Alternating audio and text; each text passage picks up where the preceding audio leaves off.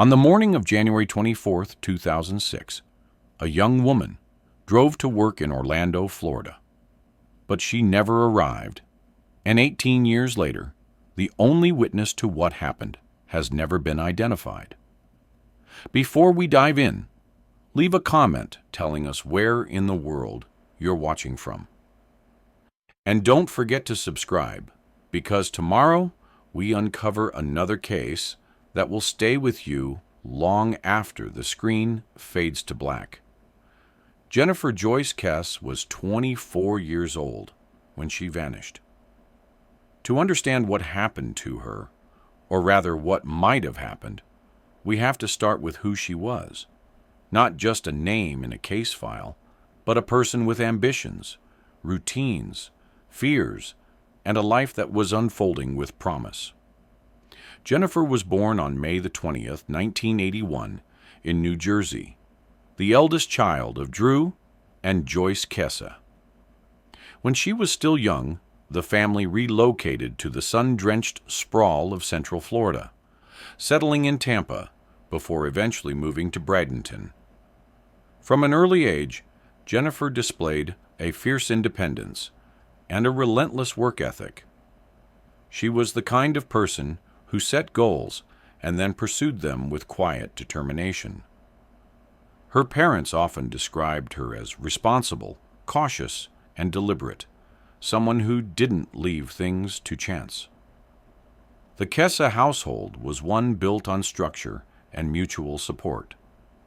Drew Kesse worked in the construction and development industry, a man whose own work ethic and attention to detail seemed to have been passed down directly to his eldest daughter.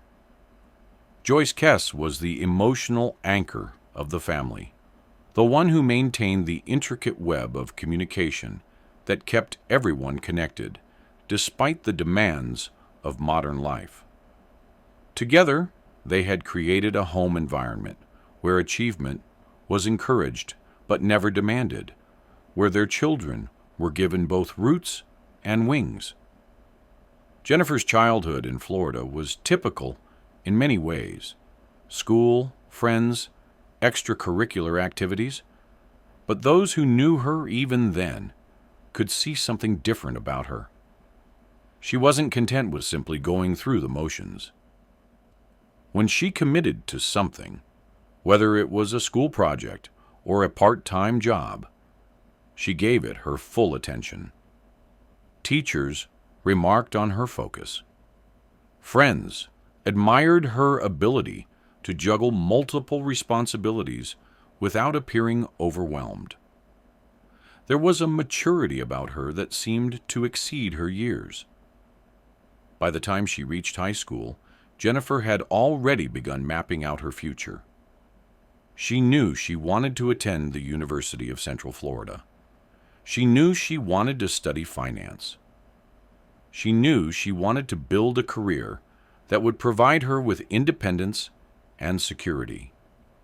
These weren't vague dreams. They were concrete goals, and she pursued them with the same methodical approach she brought to everything in her life. Her parents watched with pride as Jennifer navigated her teenage years with relatively little drama. While other parents dealt with rebellion and uncertainty, Drew and Joyce found themselves with a daughter who seemed to have an internal compass that kept her on course. She made good decisions. She chose her friends carefully. She avoided the pitfalls that claimed so many young people. If there was a concern, it was that Jennifer sometimes seemed too responsible, too focused on the future, at the expense of simply enjoying the present. But Jennifer did enjoy her life. She had close friendships, relationships with young men who respected her boundaries and her ambitions.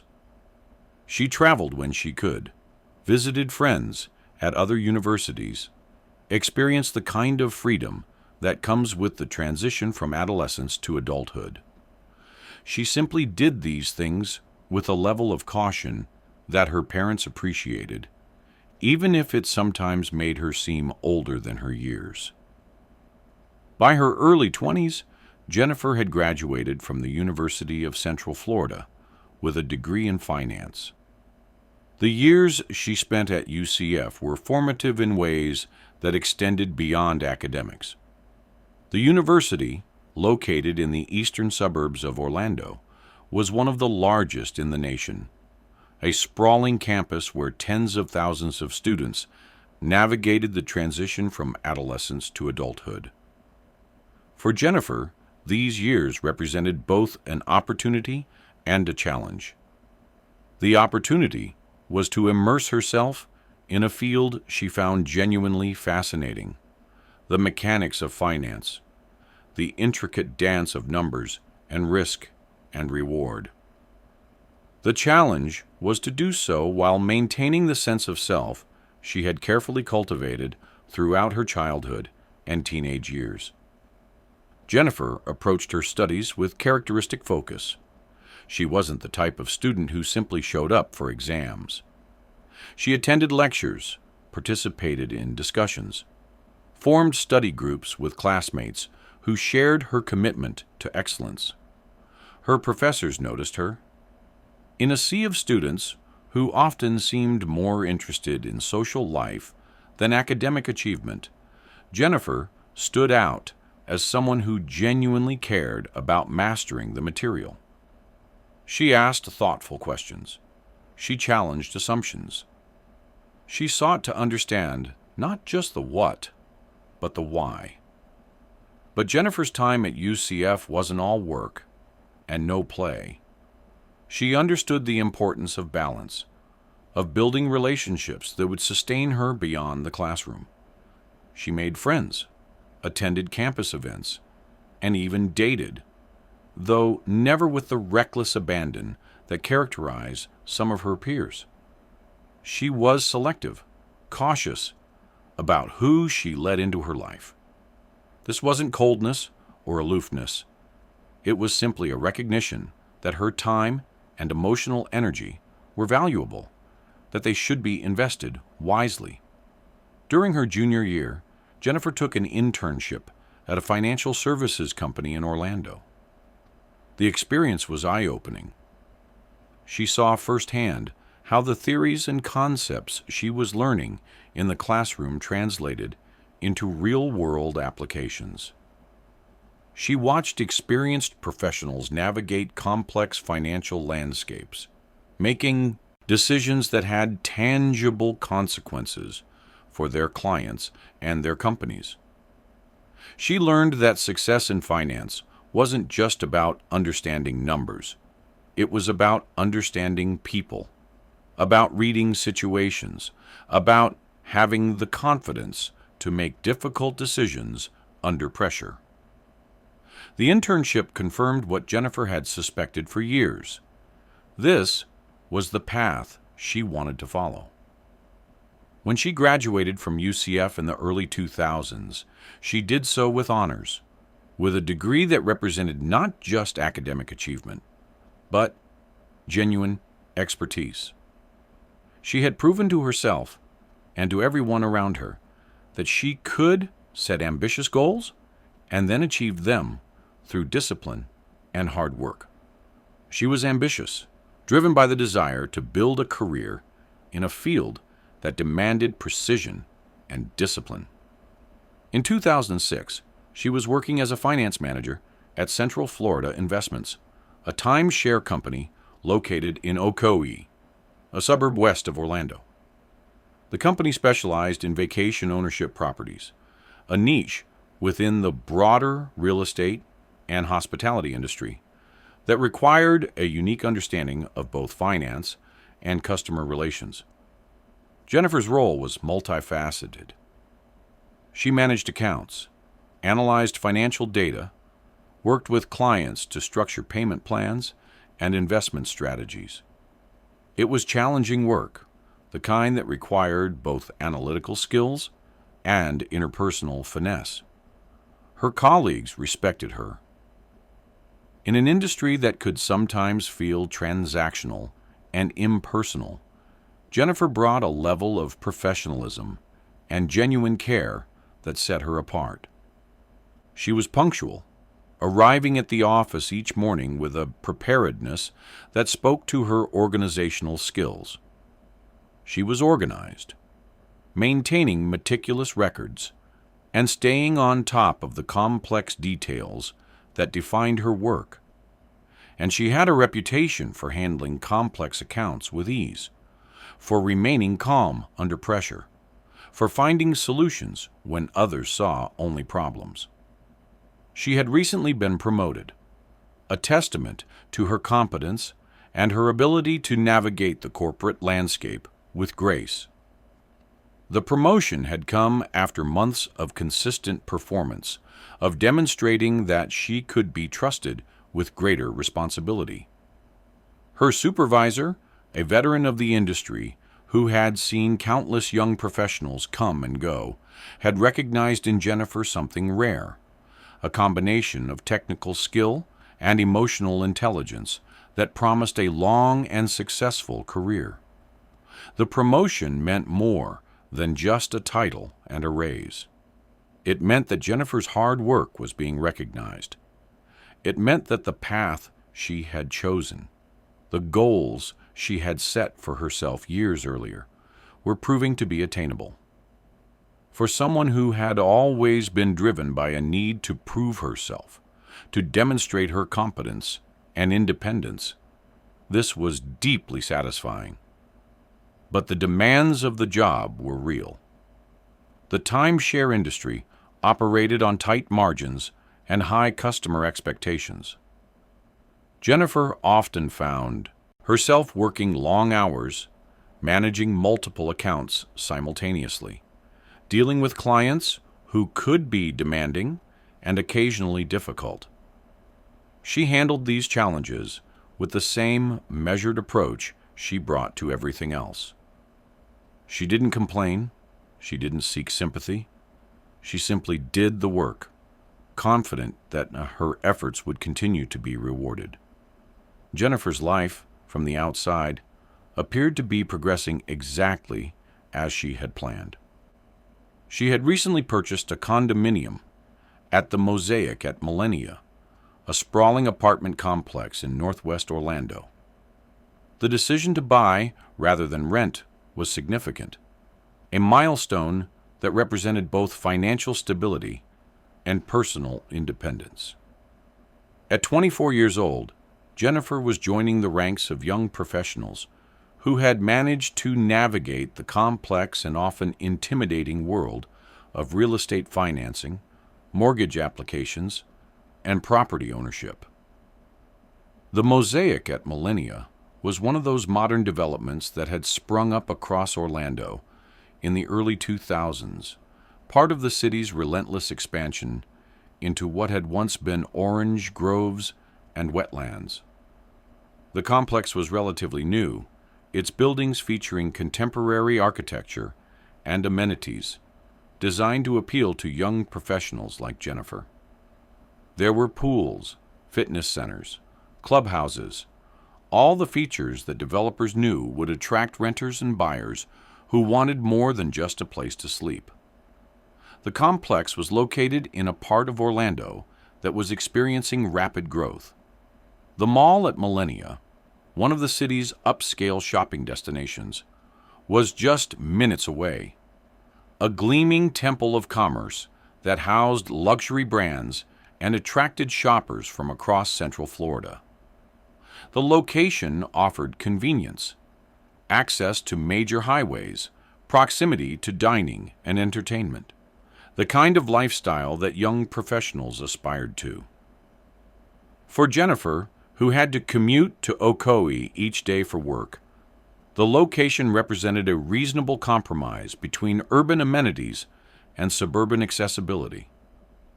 Her unit was on the first floor of one of the buildings, a one-bedroom apartment that she had begun to make her own. The process of moving in, of transforming a generic space into something personal, had been both exciting and challenging. She had purchased furniture, chosen colors, arranged and rearranged until everything felt right. The apartment reflected her personality, clean, organized, with touches of warmth that suggested someone who valued both aesthetics and functionality. She was proud of this achievement. Owning her own place at 24 was a milestone, a symbol of her independence. In conversations with her parents, with her friends, with Rob, she would talk about the apartment with genuine satisfaction. This was hers. She had worked for it. She had earned it. And every time she unlocked the door and stepped inside, she felt a sense of accomplishment that validated all the choices she had made. But Jennifer's life wasn't just about work and real estate. She was in a committed relationship with Rob Allen, a man she had been dating for over a year. Rob lived and worked in Fort Lauderdale, about 3 hours south of Orlando, along Florida's southeastern coast. He was a professional as well, someone who understood the demands of building a career, who respected Jennifer's ambitions, even as he pursued his own. The distance between them wasn't ideal, but they made it work. Long-distance relationships require a particular kind of commitment, a willingness to invest time and energy into maintaining connection across geographic separation. Jennifer and Rob had developed rhythms and rituals that helped bridge the gap. They spoke on the phone multiple times a day, brief check-ins during lunch breaks, longer conversations in the evening after work, late-night talks before bed. They sent text messages, shared details of their days, maintained the kind of constant communication that technology had made possible. On weekends, one of them would make the drive. Sometimes Rob would head north to Orlando, spending Friday night through Sunday afternoon with Jennifer. They would explore the city together, try new restaurants, visit the parks and attractions that defined Central Florida. Other times, Jennifer would drive south to Fort Lauderdale, immersing herself in Rob's world, meeting his friends, experiencing the coastal lifestyle that was so different from Orlando's landlocked sprawl. They had begun discussing a future together. Nothing concrete, nothing that had reached the stage of engagement or specific wedding plans. But the conversations had started. They talked about eventually closing the distance, about one of them relocating, about building a life together that didn't require 3 hours of driving every time they wanted to see each other. For Jennifer, who approached everything with careful planning, these were serious conversations, not idle, romantic fantasies. She was thinking about logistics, about career implications, about how two ambitious professionals could merge their lives without either one sacrificing the independence they had worked so hard to achieve. Those who knew them described the relationship as stable, affectionate, and built on mutual respect. There were no dramatic ups and downs, no fights that ended in threats or ultimatums.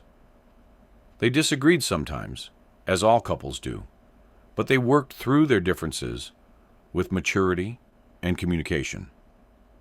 Rob was attentive without being smothering, supportive without being controlling. Jennifer, though fiercely independent, seemed comfortable sharing her life with him, letting him into the carefully guarded spaces of her inner world. Rob understood Jennifer in ways that many people didn't. He recognized that beneath her composed exterior was someone who felt things deeply, who worried about things she rarely voiced aloud. He knew that her independence wasn't about pushing people away. It was about maintaining a sense of self that she feared might be lost in the demands and expectations of others. He respected that. He didn't try to change her. He simply loved her for who she was. Jennifer was also close with her family. She spoke to her parents, Drew and Joyce, almost daily. These weren't perfunctory calls, brief check-ins to confirm that everyone was still alive and well. They were real conversations, exchanges of information and emotion that kept the bonds strong despite the physical distance between Bradenton and Orlando. Jennifer would tell her mother about her day, about challenges at work, about her relationship with Rob. She would seek her father's advice on practical matters, car maintenance, financial decisions, home repairs. Drew and Joyce, in turn, shared their own lives, creating a reciprocal relationship where information and support flowed in both directions. Her younger brother, Logan, admired her. As the older sister, Jennifer had always been something of a role model, someone whose example showed what was possible with hard work and determination. Logan was navigating his own path through adolescence and into early adulthood, and Jennifer was there for him, in ways both big and small. She offered advice when he asked for it. She listened when he needed someone to talk to. She represented a vision of adulthood that seemed both achievable and admirable. She was the kind of older sister who offered advice, who checked in, who maintained the threads that held the family together, even as everyone pursued their own paths. In a culture that often celebrates independence at the expense of family connection, Jennifer had managed to maintain both. She had built her own life, created her own identity, but she had never severed the ties that bound her to the people who had known her longest. The Kesses were a tight-knit unit, bound by regular communication and shared holidays. Thanksgiving, Christmas, birthdays. These occasions brought everyone together, physical proof that despite the demands and distractions of modern life, family still mattered. Drew and Joyce had created this culture intentionally, modeling the kind of commitment to family that they hoped their children would carry forward into their own adult lives. Jennifer's disappearance would shatter this carefully maintained equilibrium in ways that none of them could have anticipated. The communication that had been a source of strength and connection would suddenly become a void, a silence that screamed with absence. The bonds that had held the family together would be tested in ways that would have seemed unimaginable during those routine phone calls and holiday gatherings. But in January 2006, none of this had happened yet. The Kesse family was simply living their lives, connected and content, unaware that everything was about to change. In early January 2006, Jennifer and Rob took a vacation to St. Croix in the U.S. Virgin Islands. The decision to take this trip had been made months earlier during one of their weekend visits when the demands of work and the limitations of their long-distance relationship had felt particularly heavy. They needed a break, a chance to step away from everything and simply be together without the constant pull of responsibilities and obligations. St. Croix, the largest of the U.S. Virgin Islands, offered exactly what they were looking for. The island sits in the Caribbean Sea, about 40 miles south of St. Thomas, a place where turquoise waters meet white sand beaches, and the pace of life seems to slow to match the rhythm of the tide. It was warm in January, a welcome escape from Florida's relatively mild, but still winter weather. The sun hung bright and hot in cloudless skies. The air smelled of salt and tropical vegetation. It was the kind of place that appeared in travel brochures and vacation daydreams. They stayed at a resort on the island's northern coast, a property that offered both luxury and seclusion. Their days fell into an easy pattern. Mornings began slowly, with breakfast on their balcony, overlooking the ocean, the kind of leisurely start that was impossible during their normal lives. They would spend hours on the beach, alternating between swimming in the warm Caribbean waters and lounging under palm thatch umbrellas, books, and drinks close at hand. The beach was never crowded, offering a sense of privacy that made it easy to forget the rest of the world existed. They explored the island together, renting a car and driving along narrow roads that wound through rolling hills and past historic plantations. St. Croix's history was visible everywhere, in the ruins of sugar mills that dotted the landscape, in the colonial architecture of the towns, in the cultural blend that reflected centuries of Danish, African, and Caribbean influence. They visited Christiansted, the island's main town, walking through streets lined with brightly colored buildings and stopping at local shops and restaurants. They snorkeled at Buck Island, where underwater trails revealed a coral reef teeming with tropical fish in colors that seemed almost artificial in their intensity. In the evenings, they would return to their resort, shower away the salt and sun, and dress for dinner. Sometimes they ate at the resort's restaurant, enjoying fresh seafood and Caribbean cuisine while watching the sun set over the water. Other times they ventured into town, finding small restaurants where locals ate alongside tourists, places where the food was authentic and the atmosphere unpretentious. It was a brief escape, just 4 days from Sunday, January 15th through Wednesday, January 18th, 2006. A chance to step away from the demands of work and the routine of their long-distance relationship. But it was enough. By all accounts, it was a good trip. There were no arguments, no tensions. The distance that sometimes created friction in their relationship seemed to disappear when they were actually together, with no immediate need to say goodbye, no countdown to the moment when one of them would have to leave. Jennifer seemed to relax in a way that she rarely did at home.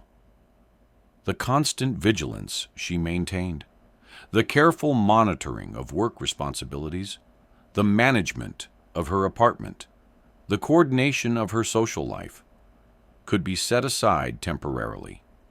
Rob watched her let go of some of the control that she usually held so tightly, saw her smile more freely, laugh more easily. He took photographs of her on the beach, casual snapshots that captured someone genuinely at ease, someone enjoying a moment without worrying about what came next.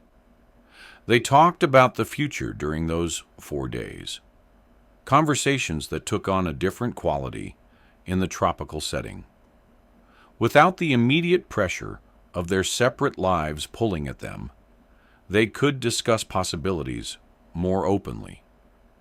Jennifer mentioned the possibility of relocating to Fort Lauderdale once she had been at Central Florida Investments long enough to make a move without looking flighty or uncommitted. Rob talked about opportunities in Orlando, whether his career could accommodate a northward move. These weren't decisions. They were simply explorations, the kind of thinking out loud that happens when two people are trying to imagine a shared future. When they returned to Florida on the evening of Sunday, January 22nd, Jennifer seemed relaxed, perhaps even rejuvenated. The vacation had served its purpose. They had reconnected, recharged, reminded themselves why they were working so hard to make the distance relationship function. The flight back had been uneventful. A short hop from St. Croix to Miami, and then a connection to Orlando. Rob had driven his car to the Orlando airport before the trip So the logistics of getting Jennifer home were straightforward. Rob dropped Jennifer off at her condominium at the Mosaic at Millennia late that night, probably around 10 or 10:30. The complex was quiet at that hour, most residents already home and settled for the evening. Jennifer gathered her luggage from Rob's car, a suitcase and a carry-on bag, both filled with clothes that smelled of sunscreen and salt water. They said their goodbyes in the parking lot, a kiss and a promise to talk soon, the kind of parting that had become routine for them. Rob waited until Jennifer had unlocked her door and waved from inside before he pulled away, beginning the 3-hour drive back to Fort Lauderdale. He drove back to Fort Lauderdale through the darkness of Central Florida, the highway mostly empty at that hour, his mind probably already shifting back to work mode, to the responsibilities that would demand his attention when morning came. Jennifer stepped into her apartment, back into the rhythm of her life. The vacation was over. Tomorrow she would return to work, back to the routine that had defined her life before St. Croix. That night, they spoke, on the phone, as they often did. Rob had arrived home safely in Fort Lauderdale, tired from the drive but wanting to check in. The conversation was unremarkable. Discussions about the trip, plans for the week ahead, the mundane details that fill the spaces between people who are comfortable with one another. They talked about when they might see each other next, perhaps the following weekend, if their schedules allowed. Jennifer mentioned she was tired and planned to go to bed early. She had work the next morning, her first day back after the vacation, and she wanted to be rested and sharp. The conversation ended with the usual expressions of affection, the verbal shorthand that long-term couples develop.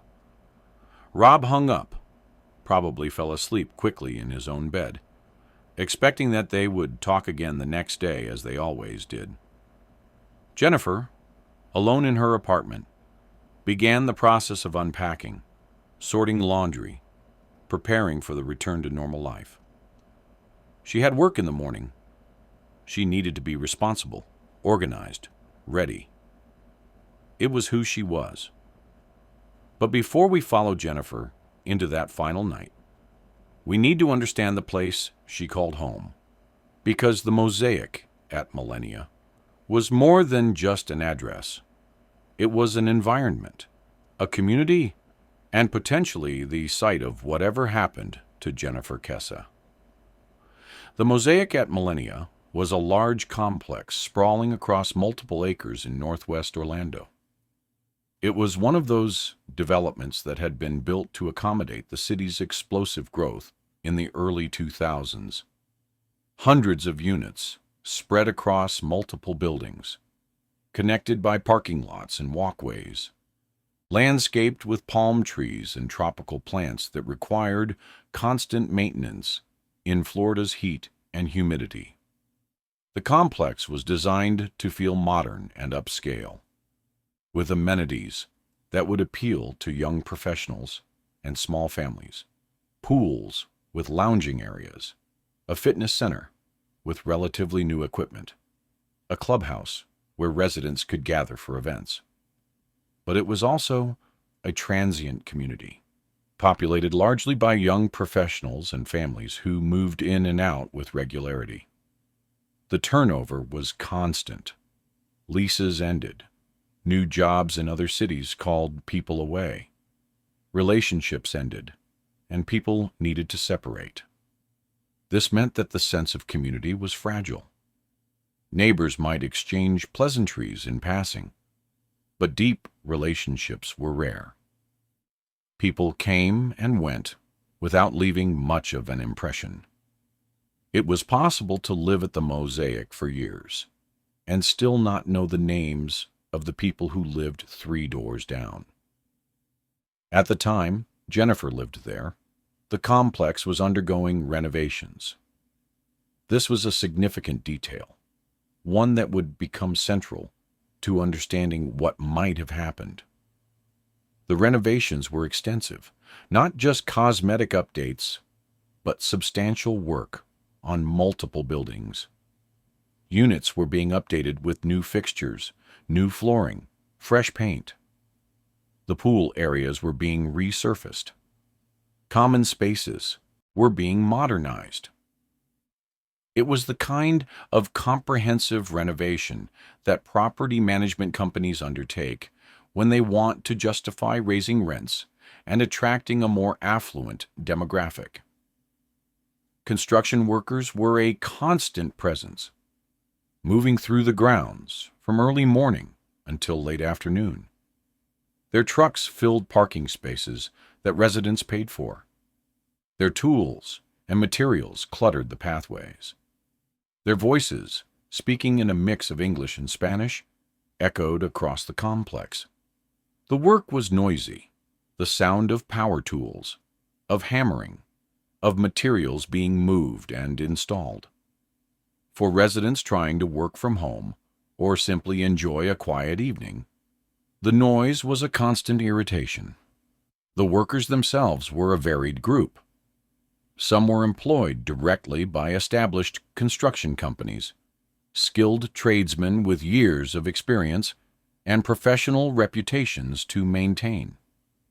Others were subcontracted, day laborers hired through informal networks, men who needed work and weren't particular about the formality of the arrangement. Many were undocumented immigrants, largely from Latin America, who had come to the United States seeking economic opportunities and who found themselves in the vast, largely unregulated world of construction labor. The working conditions were harsh. Florida in January might be mild compared to northern winters, but construction work is physical, demanding, exhausting regardless of the season. The men worked long hours for pay that was often inadequate, subject to the whims of contractors who could delay payment or reduce rates with little recourse for the workers. There was a transient quality to this labor force. Men would work a job for a few weeks or months and then move on to the next site, following work wherever it could be found. For female residents of the Mosaic at Millennia, the presence of these workers created a complex dynamic. Most of the men were simply trying to earn a living, focused on their work and uninterested in creating problems. But in any large group, there are always individuals who behave inappropriately, who make comments, who stare, who create an atmosphere of discomfort. For women navigating the complex alone, particularly young women like Jennifer, this created a low-level anxiety that was difficult to articulate but impossible to ignore. Jennifer had expressed discomfort about these workers on more than one occasion. These weren't vague feelings. She had mentioned to her family and to Rob that some of them made her uneasy. She had mentioned specific incidents, moments when she had felt watched or threatened in ways that were subtle but unmistakable. There had been incidents, nothing she could quite define as threatening enough to report to the authorities, but enough to leave her feeling watched, to make her aware of her vulnerability as a young woman living alone. Once, in the late fall of 2005, she had been relaxing by the pool. It was a Saturday afternoon, warm and sunny, and Jennifer had decided to take a break from the demands of work and simply enjoy one of the amenities that had attracted her to the complex. She wore a modest one-piece swimsuit, brought a book and some sunscreen, and claimed one of the loungers near the water. For a while, it was peaceful. The sun felt good. The book was engaging. She could hear the sounds of other residents around the pool, conversations and laughter that created a pleasant background noise. But then a group of workers appeared. There were 3 or 4 of them, taking what appeared to be a break from whatever job they were working on nearby. They settled at a table on the far side of the pool area, pulled out lunches, began talking among themselves. At first, Jennifer didn't pay much attention, but then she became aware that they were looking at her, that their conversation seemed to be about her. She couldn't understand the words. They were speaking Spanish, but the tone was unmistakable. They were making comments, passing judgment, discussing her body in ways that made her feel exposed and uncomfortable. She didn't engage. She didn't confront them or ask them to stop. Jennifer's approach to conflict was avoidance when possible, de-escalation when necessary. She simply gathered her things, the book, the towel, the sunscreen, and left the pool area. She told herself it wasn't a big deal, that she was probably overreacting, that men make comments and women just have to deal with it. But the incident stayed with her.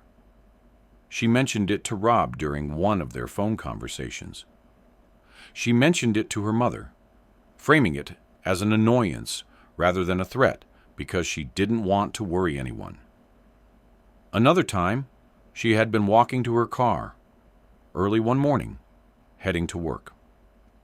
It was still relatively dark, that pre-dawn period when streetlights create pools of illumination in otherwise shadowy parking lots. She had her briefcase, her keys, her coffee in a travel mug. She was focused on the day ahead, running through her mental checklist of tasks and meetings. And then she noticed one of the construction workers. He was standing near a truck, ostensibly preparing for the day's work. But he was watching her, his attention focused and unwavering in a way that felt invasive. Their eyes met for a moment. Jennifer looked away quickly, uncomfortable with the intensity of his gaze.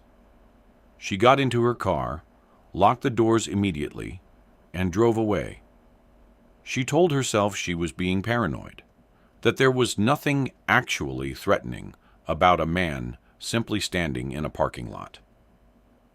But the incident added to the accumulating sense of unease. She started being more careful, more aware of her surroundings when she left her apartment. Jennifer had also mentioned to her parents that her apartment had been entered without her permission. Maintenance workers, she said, had been inside her unit when she wasn't home. The complex management had assured her it was routine, part of the ongoing renovations. They needed access to check plumbing, to inspect electrical systems, to ensure that work being done in adjacent units hadn't created any problems for her apartment. They said they always gave notice, though Jennifer couldn't always recall receiving it. But the assurances didn't eliminate the discomfort. The idea that strangers had access to her space, that they could come and go without her knowledge, violated the sense of security she had worked so hard to establish. This was her home, the place where she should feel safest.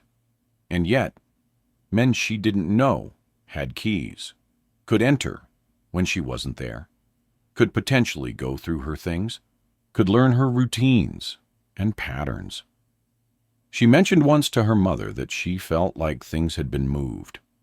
Nothing significant, a drawer that wasn't quite closed the way she always left it, items in her closet that seemed slightly rearranged. Joyce Kesse, hearing this, had felt a chill of maternal concern.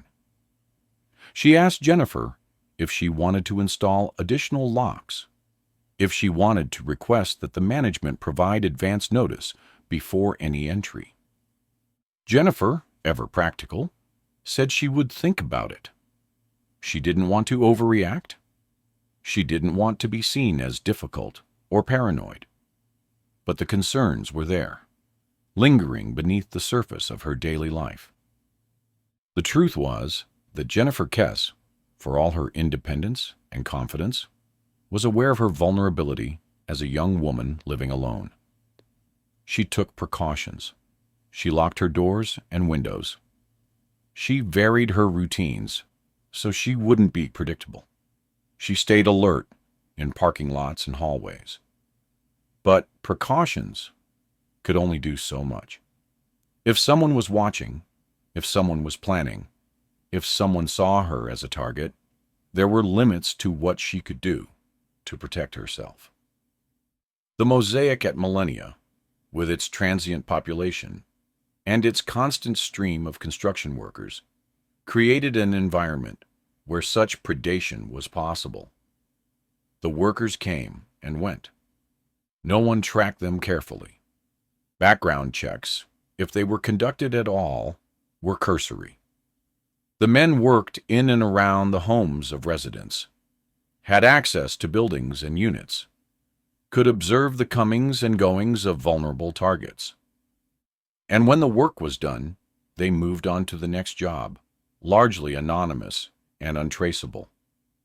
This was the environment Jennifer Kesse navigated every day. It was her home, but it was also a place where she couldn't fully let her guard down. On the evening of January 23, 2006, Jennifer returned home from work. The day had been long but productive. She had spent her first full day back at Central Florida Investments after the vacation, catching up on tasks that had accumulated during her absence, responding to emails, checking in with clients, reasserting her presence in the office. The work was demanding but familiar, and Jennifer had slipped back into her professional mode with relative ease. Her colleagues would later say she seemed in good spirits, perhaps a bit tired from the return to routine after the relaxing days in St. Croix, but otherwise normal. There had been nothing in her demeanor that suggested worry or fear. She had engaged in the usual office conversations. How was your vacation? Did you get a lot of sun? Welcome back, with warmth and openness. She had attended a morning meeting, contributed her usual thoughtful input, and spent the afternoon working through a backlog of financial analyses and client communications. She left the office around 6 in the evening, later than she had originally planned, but not unusual for someone who took her work seriously. The sun was setting as she walked to her car in the parking lot of Central Florida Investments, the sky turning those shades of orange and pink that Florida sunsets are known for. The temperature was mild, probably in the low 70s, comfortable even after dark. She got into her black Chevrolet Malibu, adjusted the seat and mirrors in the way she always did, and began the drive back to the mosaic at Millennia. Traffic in Orlando at that hour was predictable, a slow crawl through the sprawl of strip malls and residential developments that define the city's landscape. The drive from Ocoee to the mosaic took about 20 minutes when traffic was light, closer to 35 or 40 during rush hour. Jennifer likely listened to the radio or perhaps made phone calls using the commute time to decompress from work, to shift mentally from professional mode to personal life. She probably arrived at the mosaic around 6:45 or 7, pulling into the parking lot and navigating to her assigned space. The complex was busy at that hour, residents returning from work, others heading out for evening activities. She gathered her work bag from the passenger seat, locked the car with the automatic key fob, and walked the short distance to her first-floor apartment. The walk required passing through common areas, past other units, potentially past areas where construction work had been ongoing. She was alert, as she always was, but there was nothing that evening that seemed particularly concerning. Inside her apartment, she went through the familiar routines of someone arriving home after a workday. She probably kicked off her professional shoes, changed out of her work clothes into something more comfortable. Maybe she checked her mail, sorted through anything that had accumulated over the past 2 days. She might have started a load of laundry, continuing the process of dealing with vacation clothes that still smelled of sunscreen and Caribbean air. That evening, Jennifer spoke to Rob multiple times. Their first conversation occurred around 6:30, shortly after she arrived home. Rob, who was also finishing up his workday in Fort Lauderdale, had called to check in. They talked about mundane things, her day at work, his day, plans for the upcoming weekend. Conversation was easy, comfortable, the kind of exchange that happens between people who talk so regularly that silence isn't uncomfortable and not every conversation needs to be profound. Around 8, she called her father, Drew, and her mother, Joyce. The Kesses, settled in their home in Bradenton for the evening, were always happy to hear from their daughter. The conversations were brief but warm. Jennifer told them about her first day back at work, mentioned she was tired from getting back into the routine, and confirmed she would call them the next day. Drew probably asked about the vacation one more time, wanting to hear more details. Joyce likely asked if Jennifer was eating properly, sleeping enough, taking care of herself, the eternal concerns of mothers for their children, regardless of age. There was nothing in her voice, nothing in her words, that suggested anything was wrong. She sounded like she always did, composed, in control, perhaps a bit tired, but fundamentally okay. If there were concerns lurking beneath the surface, fears about the construction workers, or unease about living alone in a complex that didn't always feel secure, she didn't voice them. Jennifer had learned early in life to manage her own anxieties, to present a calm exterior, even when internal worries churned. Around 9:30, Jennifer called Rob again. This was their final conversation, though neither of them knew it at the time. They talked for about 15 minutes, maybe a bit longer. The conversation covered the usual territory, how they missed each other, when they might see each other next, small complaints about work, and the challenges of the long-distance arrangement. Rob would later recall, in interviews with police and in the years of searching that followed, that she sounded sleepy but content. Her voice had that quality it got when she was winding down for the evening, ready to transition from the active part of the day to rest. She mentioned she was going to take a shower and then go to bed. She had an early morning ahead of her. She needed to be at work by 8, which meant leaving the apartment by 7:15 or so to account for traffic. She wanted to be rested and sharp, ready to continue the work she had started that day. Jennifer took her responsibilities seriously, and that extended to basics like getting adequate sleep. They said goodnight. Rob heard the shower running in the background before they hung up, the sound of water through the phone line confirming that Jennifer was doing exactly what she said she was going to do. He probably smiled, thinking about her in that domestic moment, imagining the evening routine that would lead to her calling him again the next day. They would talk during her commute, or maybe during lunch, continuing the constant communication that kept their relationship alive across the distance. And then, silence. Jennifer Joyce Kesse was never heard from again. What happened in those next hours remains one of the most haunting mysteries in the annals of American true crime.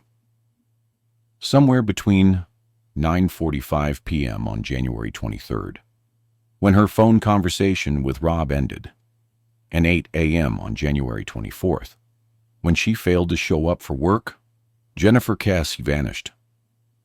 The timeline is narrow, the possibilities limited, but terrifying. Did someone enter her apartment that night, after she had showered and perhaps climbed into bed?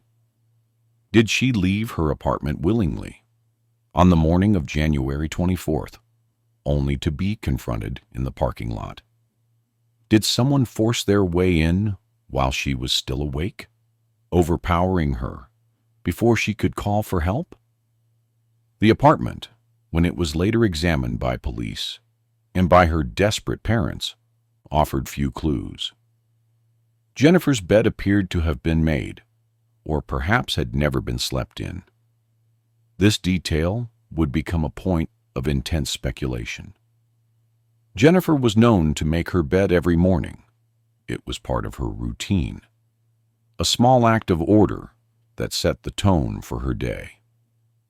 But would she have made it on the morning of January 24th? If she was preparing to leave for work? Or had she never gone to bed at all, attacked or abducted before she could sleep? Her work clothes were laid out, as if she had prepared them the night before. This was classic Jennifer, always organized, always planning ahead.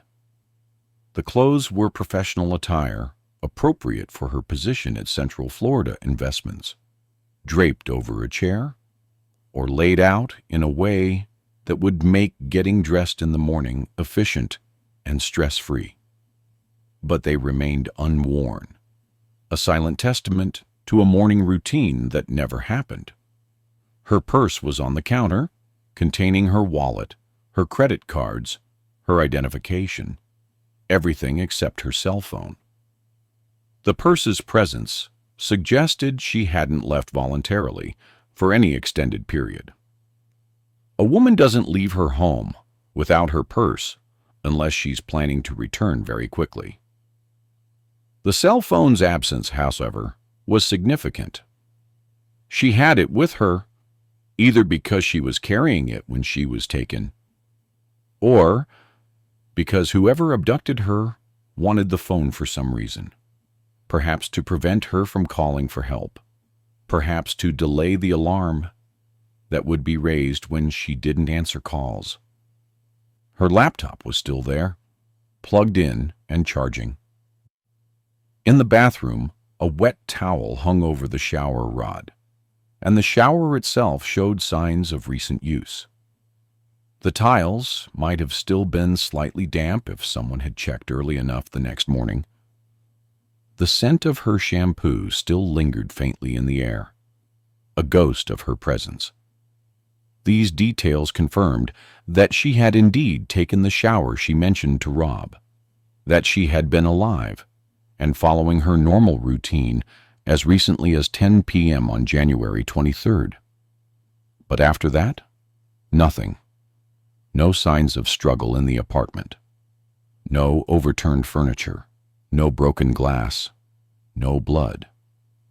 If violence had occurred here, it had been swift and controlled, leaving no evidence that investigators could easily identify.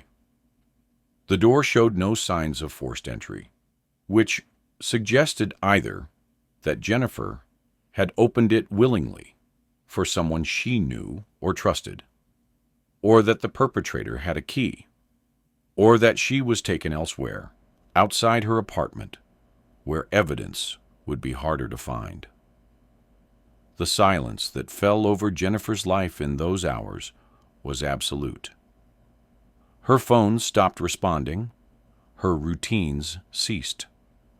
The communication networks that had defined her relationships simply stopped transmitting. And into that silence rushed fear, confusion, and eventually the terrible certainty that something had gone catastrophically wrong. The morning of January 24th, 2006, began like any other for Jennifer's colleagues at Central Florida Investments. The office, located in a modern building in Ocoee that housed several businesses, came to life with its usual rhythms. Employees arrived in waves between 7:30 and 8:30, parking in the designated lot, carrying coffee and breakfast, exchanging morning greetings as they made their way to their desks. The office opened officially at 8, though some staff members preferred to arrive earlier to get a jump on the day's tasks. Phones began ringing, the constant soundtrack of a busy financial services office. Computers booted up, emails loaded, and the day's tasks unfolded in their usual rhythm. Meetings were scheduled, client calls needed to be returned, accounts required attention. It was Tuesday, the second day of the work week, when momentum was building after Monday's slow start. But by mid-morning, something was off. Jennifer hadn't arrived. Her desk, normally occupied by 8, remained empty. The chair was pushed in, exactly as she had left it the evening before. Her workspace was organized, as it always was, files neatly stacked, pens in their holder, a few personal items carefully arranged. But the computer screen was dark. The phone wasn't being answered. And Jennifer, who prided herself on her punctuality and reliability, was simply not there. At first, no one thought much of it. Perhaps she was running late, caught in unexpected traffic, or dealing with some minor emergency. Perhaps her car had broken down, or she wasn't feeling well and had overslept. These things happen. Adults are allowed to be late occasionally without it being cause for alarm. Her supervisor glanced at the empty desk a few times, but didn't immediately reach for the phone. He knew Jennifer well enough to believe there would be an explanation, that she would call in as soon as she could. But as the morning wore on, as 8 o'clock became 9, and then 9:30, concern began to creep in. This wasn't like Jennifer. She was punctual to a fault. She had never, in her time at Central Florida Investments, simply failed to show up without calling. Even when she was sick, she notified the office, made arrangements to ensure her work was covered. Missing work without notice was completely out of character, so far outside her normal patterns that it simply didn't make sense. One of her colleagues, a woman who worked in the same department and had developed a friendly rapport with Jennifer, decided to try calling her. She dialed Jennifer's cell phone number, a number she had used many times before for work-related questions or to coordinate lunch plans. The phone rang. Once, twice, 3 times. And then it went to voicemail, Jennifer's recorded voice asking the caller to leave a message. The colleague left a brief message, keeping her tone light, asking Jennifer to call back when she got a chance, hoping there was a simple explanation. No response. 15 minutes later, she tried again. Same result.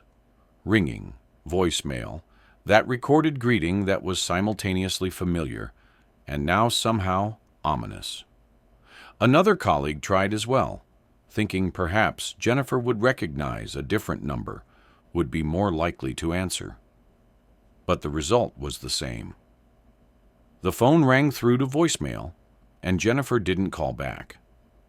By 10:30, the unease in the office had solidified into something more urgent. Jennifer's supervisor, a man who had worked with her long enough to know this situation was genuinely abnormal, decided to escalate. He called the apartment complex management at the Mosaic at Millenia, explained the situation, and asked if someone could check on Jennifer's apartment. The property management was initially reluctant. Privacy concerns, liability issues, the hesitation that comes with entering a residence unit without permission. But the supervisor pressed, explained that this was a genuine emergency, that Jennifer would never simply not show up for work. Meanwhile, in Fort Lauderdale, Rob Allen was experiencing his own growing worry.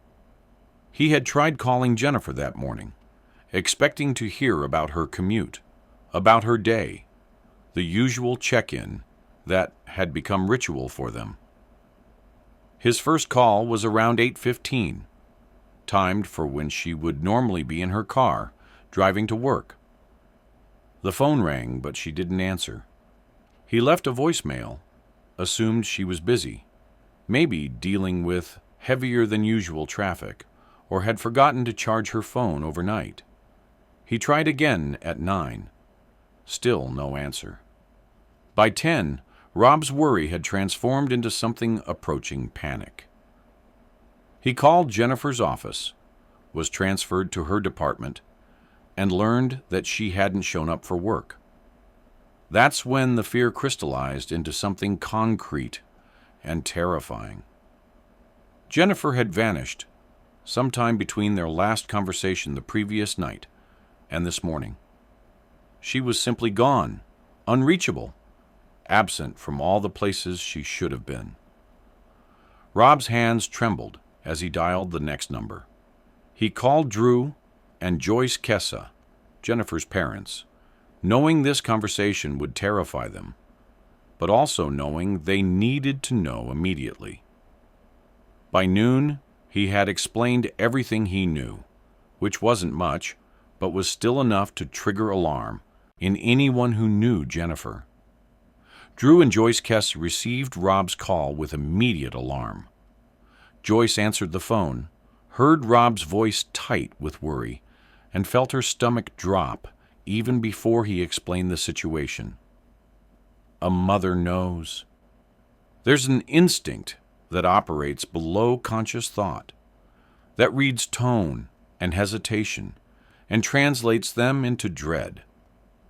When Rob explained that Jennifer hadn't shown up for work, that she wasn't answering her phone, that no one had heard from her since the previous night, Joyce felt the world tilt.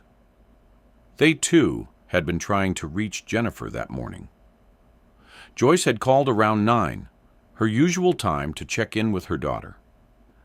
She liked to catch Jennifer during her commute, those 20 or 30 minutes when Jennifer had time to talk without the distractions of work or the demands of her evening routine. The call had gone to voicemail. Joyce left a message, cheerful and unconcerned. "Call me when you get a chance, honey. I want to hear about your day." Then again, around 10. Still voicemail. By that point, Joyce had started to feel the first stirrings of concern. Jennifer almost always answered, or if she couldn't, she returned calls within an hour or two. But Joyce told herself there could be a dozen explanations. Maybe Jennifer had an early meeting and left her phone at her desk. Maybe she was dealing with a client emergency. Maybe the phone battery had died. She pushed the worry down, tried to focus on her own day. Drew had tried as well, calling during his lunch break around noon. Voicemail. And now here was Rob, confirming that Jennifer was missing from work, that no one could reach her, that something was genuinely, terribly wrong. The knot of fear that had been tightening in Joyce's chest since the first unanswered call now pulled taut, restricting her breathing, making her hands shake. Drew's response was immediate and practical, the way he approached all crises. They needed to get to Orlando. They needed to check Jennifer's apartment, talk to her neighbors, figure out what had happened. He was already moving toward the door as he told Joyce to grab her person phone. Joyce, in that moment, felt the terror of every parent who has ever received a call like this. The sickening certainty that life was about to change irreversibly, that the worst fear any parent carries was about to become reality. They lived in Bradenton, about 2 hours southwest of Orlando, depending on traffic. Drew drove, pushing the speed limit, but not recklessly, his hands tight on the steering wheel, his mind racing through possibilities. Joyce sat in the passenger seat, her phone clutched in her lap, calling Jennifer's number every few minutes, even though the result was always the same. Ringing, voicemail, silence. She left messages, her voice becoming more desperate with each one. "Jennifer, honey, please call us. We're worried. We're on our way to your apartment. Please, please call." On the way, they called the Orlando Police Department to report their daughter missing. Drew explained the situation to the dispatcher, trying to keep his voice calm and factual, even as panic clawed at him. His daughter, 24 years old, hadn't shown up for work. She wasn't answering her phone. This was completely unlike her. They needed help. But the dispatcher took the information and explained, with the kind of bureaucratic detachment that comes from handling hundreds of such calls, that Jennifer was an adult and had only been out of contact for a few hours. Adults have the right to disappear if they choose. There was no evidence of foul play. The police could not file an official missing persons report yet. Standard protocol dictated waiting 24 hours before treating an adult's absence as a potential crime. The dispatcher suggested that perhaps Jennifer had simply decided to take a personal day, that she would turn up. Drew and Joyce, frustrated but undeterred, pressed on. They knew their daughter. This wasn't a personal day. This wasn't a spontaneous decision to skip work and ignore phone calls. Something had happened. Something was wrong. And if the police wouldn't help yet, they would start searching themselves. They arrived at the Mosaic at Millennia around 2 in the afternoon. The complex was quiet in that mid-afternoon way, most residents at work, the construction crews on their lunch breaks, or working in areas that weren't visible from the parking lots. The midday sun beat down on the asphalt, creating waves of heat that shimmered in the distance. Palm trees cast sharp shadows. The sound of distant traffic from nearby roads provided a constant white noise background. Drew and Joyce went directly to Jennifer's unit, number 346, in the Huntington on the Green Building. Joyce's heart hammered as they approached the door. Part of her hoped they would find Jennifer there, sick perhaps, or dealing with some emergency that had kept her from calling. But a darker part of her, the part that had been growing since Rob's call, knew they would find the apartment empty. The door was locked. This was both reassuring and terrifying. If it was locked, then perhaps Jennifer had simply left normally, securing her apartment as she always did.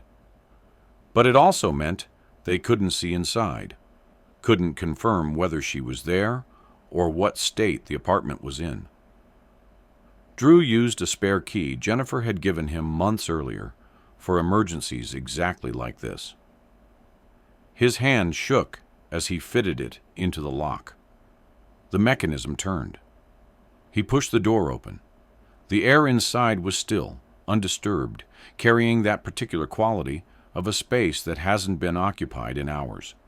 No sounds of movement, no television or music playing, no shower running, just silence. Drew called out Jennifer's name, his voice echoing slightly in the empty rooms. No response. Joyce moved past him, already searching, already looking for signs of her daughter. Everything appeared normal. Too normal in that way that would later haunt both of them. It was as if Jennifer had prepared to leave for work and then simply evaporated. The apartment wasn't in disarray. There were no signs of struggle, no overturned furniture, no broken glass. Everything was in its place, organized and neat, in the way Jennifer always kept her living space. But the details, as they began to notice them, told a disturbing story. Jennifer's bed was made, or perhaps had never been slept in. The covers were smooth, the pillows arranged. This sparked immediate confusion. Had Jennifer made her bed that morning before leaving? Or had she never gone to bed the night before? Joyce stood in the bedroom doorway, staring at that made bed, trying to understand what it meant. Her work clothes were laid out.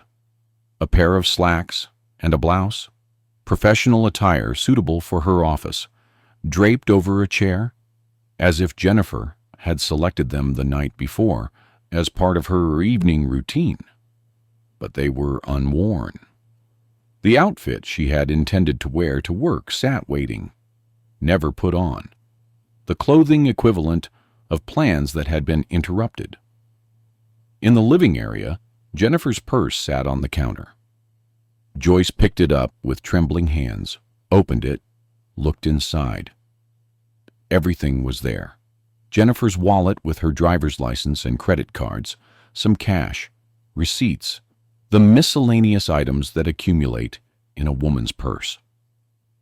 Her keys to the apartment were there, but her cell phone was missing, and so was Jennifer's car. But there was one glaring, unmistakable absence. Jennifer's car, a black 2004 Chevrolet Malibu, was not in its assigned parking spot. Drew and Joyce walked the complex together. A desperate search through rows of parked vehicles, hoping against hope that Jennifer had simply parked somewhere different, that there was some mundane explanation. They searched the parking lots methodically, walking up and down the rows, checking every black sedan, every vehicle that might possibly be Jennifer's. They asked neighbors, knocking on doors, interrupting people's afternoons with urgent questions. Have you seen Jennifer? Do you know where her car might be? Did you hear anything unusual last night or this morning? The responses were frustratingly uniform, delivered with varying degrees of concern or irritation at being bothered. No one had seen Jennifer leave. No one had heard any commotion. The night of January 23rd had been, by all accounts, quiet. Most people didn't even know who Jennifer was. The transient nature of the complex meant that neighbors were often strangers to one another. They spoke to the property management, who pulled up records and confirmed that there had been no maintenance calls to Jennifer's unit that morning. No authorized entries, nothing in their system that explained where she might be. The management staff, beginning to understand the gravity of the situation, offered to review security camera footage, though they cautioned that coverage was limited, focused primarily on common areas and entry points rather than individual units.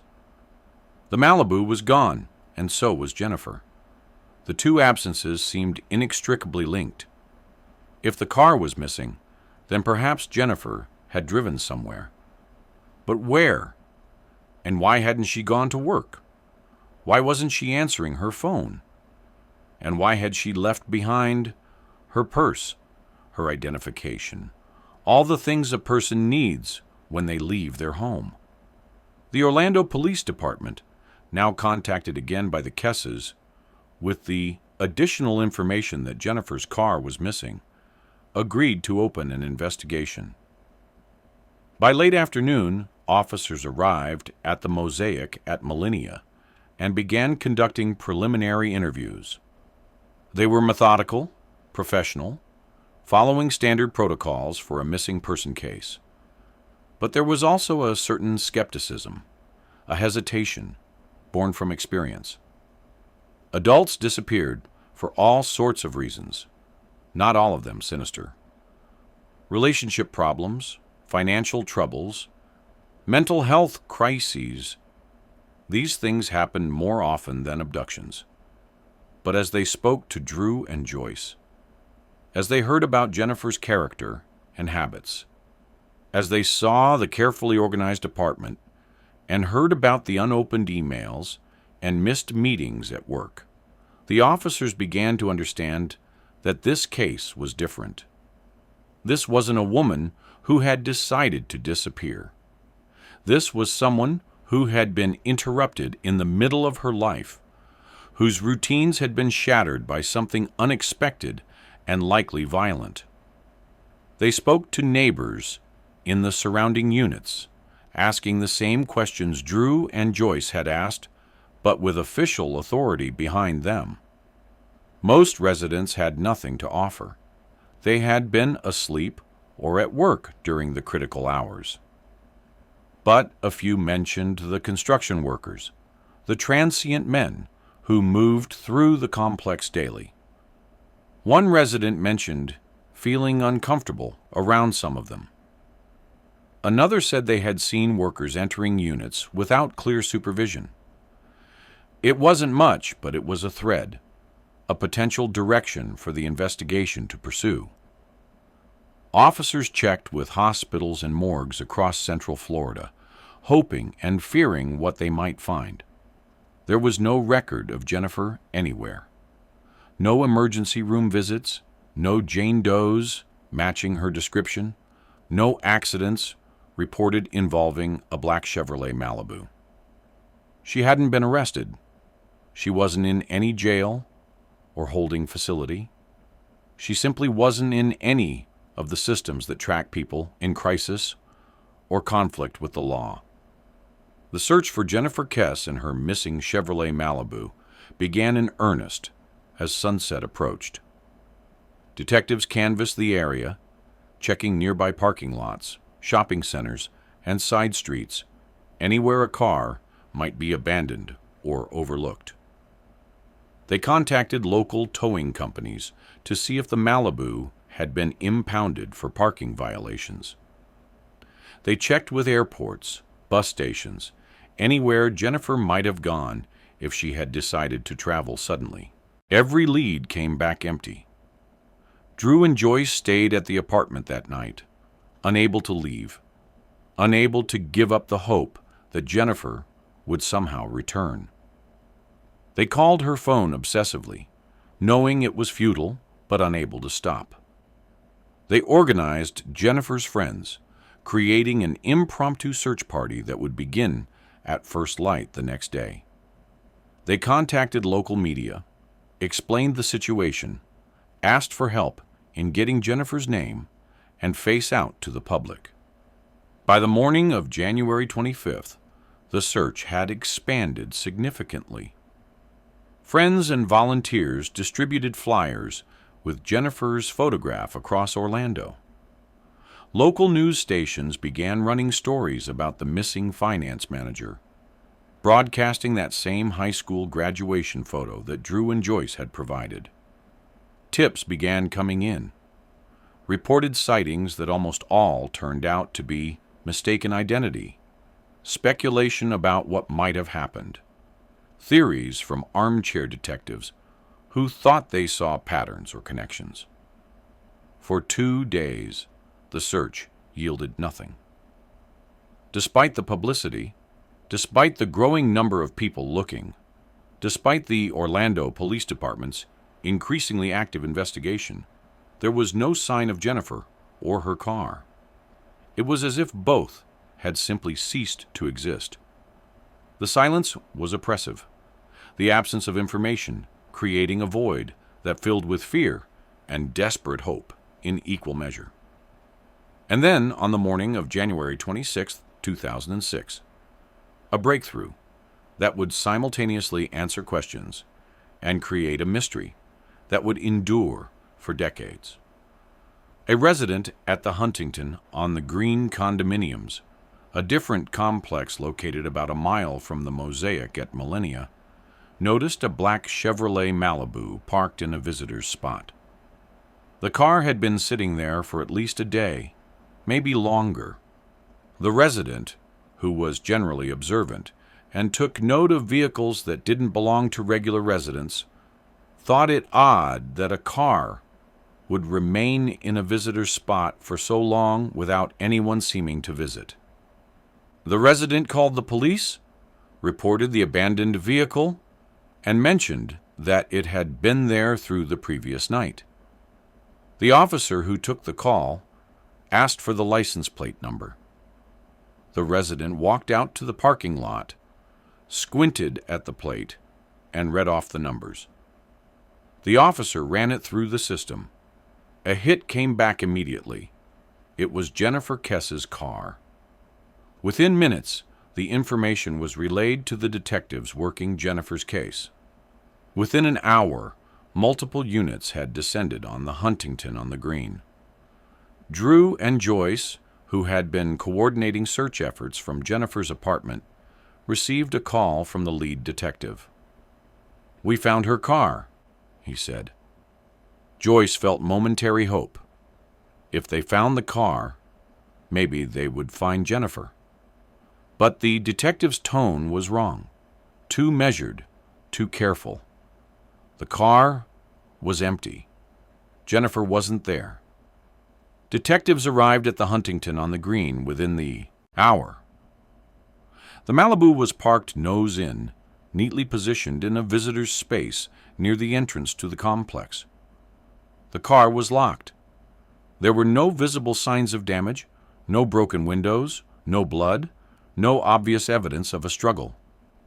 It was simply there, abandoned, as if someone had parked it and walked away.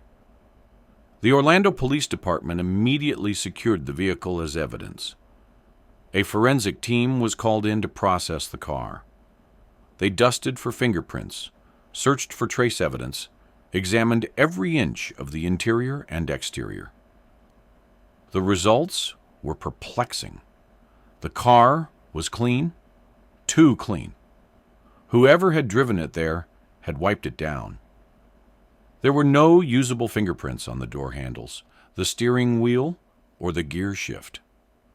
The only prints that were found belonged to Jennifer and a few family members, easily explained by prior use. Inside the car, Jennifer's belongings were still present. Her work briefcase was in the back seat. Some of her personal items, a pair of sunglasses, a piece of mail, were scattered on the passenger seat. But there was no sign of Jennifer herself. No blood, no struggle, no indication of what had happened or where she had gone. The location of the car was significant. The Huntington on the Green was approximately 1 mile south of the Mosaic at Millennia. It would have taken less than 5 minutes to drive there. But why that location? Why park the car in a visitor's spot at an entirely different condominium complex? Detectives began to theorize. Whoever had taken Jennifer, or whoever had driven her car, was familiar with the area. They knew the layout of these apartment complexes, knew where a car could be left without immediately drawing attention. But the most chilling piece of evidence, the detail that would haunt investigators and the Kesse family for years, the image that would be reproduced thousands of times across television screens and internet forums, came from the surveillance cameras at the Huntington on the Green. The complex, like many residential developments in the 2000s, had installed security cameras as both a deterrent to crime and a selling point for security-conscious residents. These cameras were positioned at various points around the property, near entry gates overlooking parking lots, monitoring pool areas and clubhouses. The footage they captured was grainy, the resolution limited by the technology and storage capacity of the time, but it existed, and it had captured something significant. Detectives pulled the footage. reviewing hours of recorded video from the cameras that had views of the parking lot where Jennifer's Malibu was found. They fast-forwarded through the nighttime hours of January 24th into January 25th, watching the static scene of the parking lot, the occasional movement of residents coming and going, the mundane comings and goings of apartment complex life. And then, at approximately noon on January 24th, 2006, roughly 3 to 4 hours after Jennifer would have normally left for work, and almost exactly 24 hours after she had last been heard from, something appeared on screen that made everyone in the room lean forward, that made hearts beat faster with the possibility that they were about to identify Jennifer's abductor. A figure appeared on the surveillance video, walking through the parking lot with purpose, moving with a confident, unhurried gait that suggested someone who belonged there, who wasn't trying to hide or draw attention. The person was heading toward the area where Jennifer's Malibu would be found, moving through the frame at an angle that suggested they were approaching from the direction of the complex entrance. The figure reached what appeared to be Jennifer's car, though the angle and distance made it impossible to be certain from this particular camera. Then, moments that seemed to stretch into eternity in the reviewing, the figure parked the car in the visitor's space, opened the driver's side door, and stepped out. And then they began walking away from the complex, heading north on foot, moving back towards the direction from which they had presumably driven. This detail was significant. Whoever had parked Jennifer's car had done so with the apparent intention of walking away from it, of leaving it there and departing on foot. They weren't meeting anyone for a ride. They weren't getting into another vehicle. They were simply walking, moving with steady purpose through the parking lot and out of the complex. The video was grainy, the resolution poor, by modern standards, recorded on technology that was already somewhat outdated, even in 2006. The image quality was further degraded by distance. The camera wasn't positioned close to where the car was parked, so the figure appeared relatively small in the frame. Color was washed out. Fine details were lost. But investigators still had hope that this footage would provide the break they needed. They had captured the person who had driven Jennifer's car, parked it, and walked away.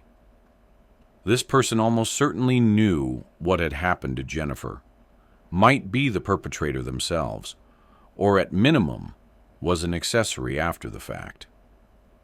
But what made this footage truly frustrating? What would transform it from potential breakthrough into enduring mystery? What would haunt everyone who saw it was the fence. As the figure walked through the parking lot, their path took them past a section of decorative fencing, the kind of privacy fence that apartment complexes use to create visual barriers, to separate spaces, to add architectural interest to otherwise plain landscapes. The fence was made of vertical wooden slats with gaps between them, the classic picket-style design that allows airflow while creating a visual screen. And the camera had captured the person walking past this fence at the exact moment, from the exact angle, where the fence slats aligned perfectly to block their face. Frame after frame, as the figure moved through the parking lot, their face was obscured by the wooden posts. It was as if fate itself had conspired to protect the identity of this individual, as if someone or something had positioned the camera, the fence, and the walking path in precisely the configuration necessary to hide the one detail that could solve the case. The footage showed glimpses, a partial side view of the head, the profile of shoulders and torso, the movement of arms and legs.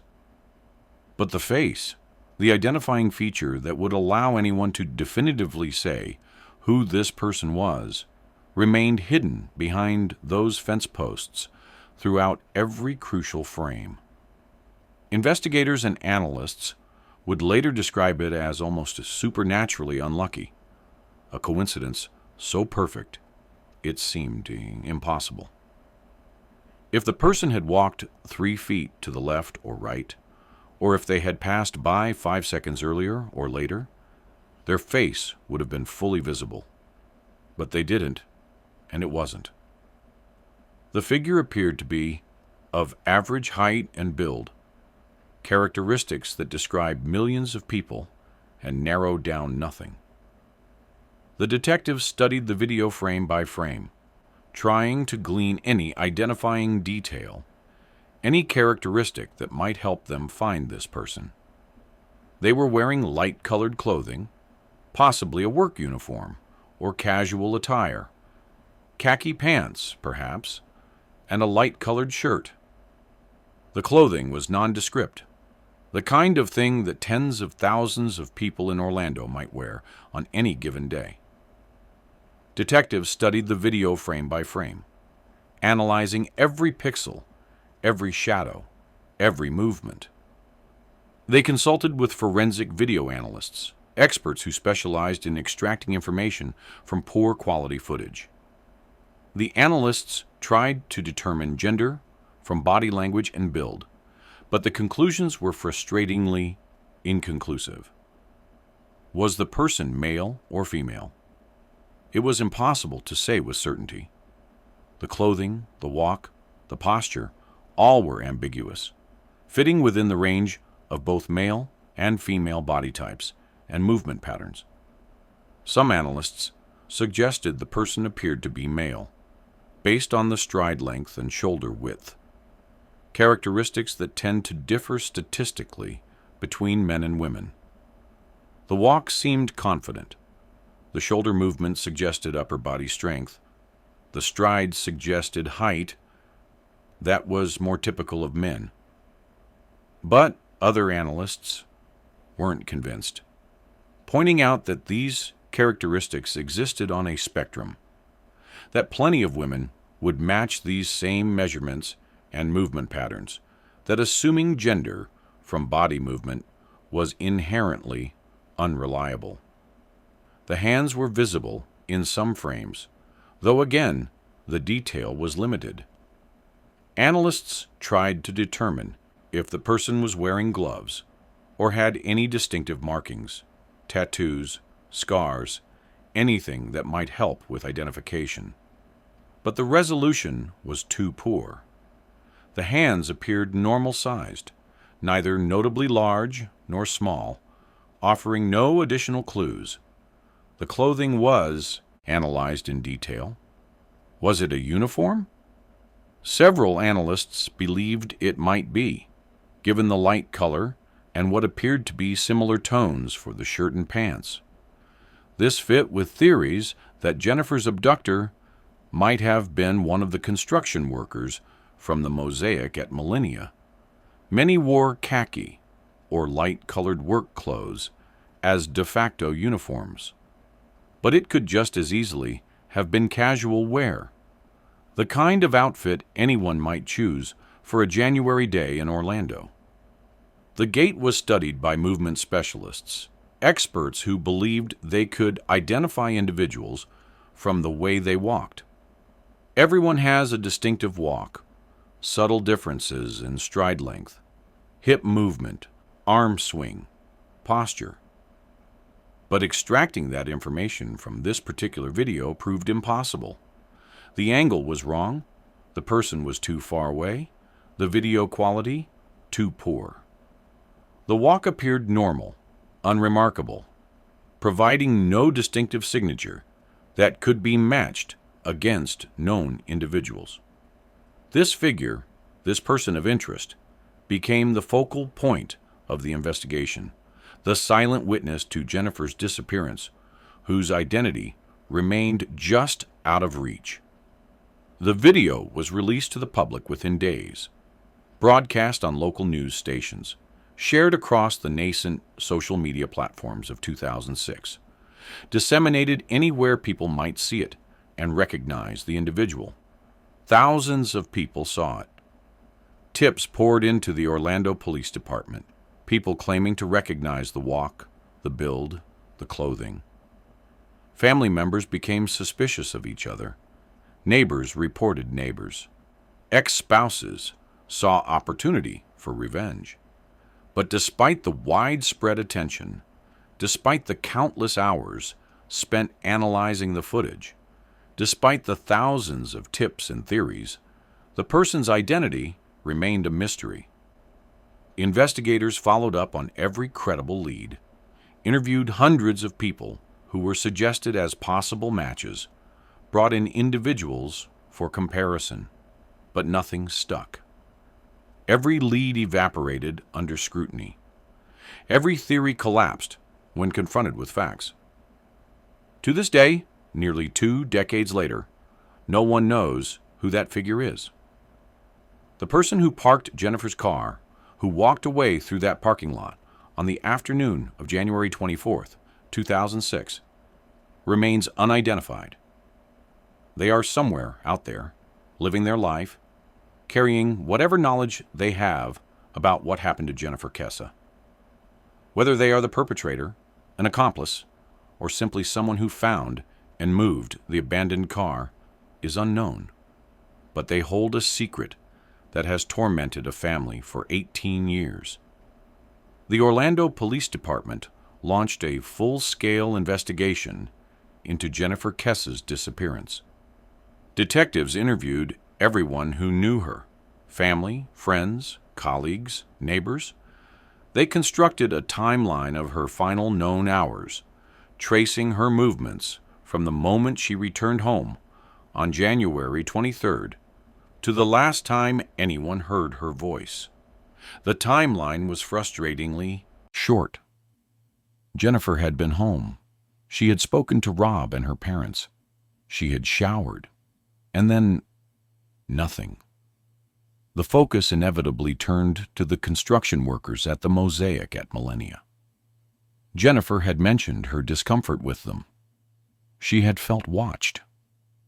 Detectives began interviewing the workers, trying to identify everyone who had been on the property in the days leading up to her disappearance. But this proved more difficult than anticipated. The construction crews were transient, many of them undocumented, hired through subcontractors who kept poor records. Some had already moved on to other job sites. Others simply disappeared when police started asking questions. One worker, in particular, drew attention. Jennifer had mentioned to her family and to Rob that one of the men had made her particularly uncomfortable. She had described an incident by the pool where this individual and some of his co-workers had been making comments, staring at her in a way that felt invasive. Jennifer had left the pool area, but the encounter had stayed with her. She had mentioned it more than once, a sign that it had unsettled her deeply. Detectives tried to identify this worker. They spoke to the property management, to the construction company overseeing the renovations. But the leads were vague, the records incomplete. The worker Jennifer had described could have been any one of dozens of men who passed through the complex during that period. Without a name, without a clear description, the lead stalled. There were other theories, other potential suspects. Detectives looked into Jennifer's personal life, searching for anyone who might have had a motive. They interviewed Rob Allen extensively. His alibi was solid. He had been in Fort Lauderdale at work at the time Jennifer disappeared. Phone records confirmed his story. There was no evidence to suggest he was involved. They looked at ex-boyfriends, former colleagues, anyone Jennifer might have had a conflict with. But Jennifer's life was remarkably free of drama. She didn't have enemies. She wasn't involved in anything that would put her at risk. As the investigation stretched into weeks, then months, the trail grew colder.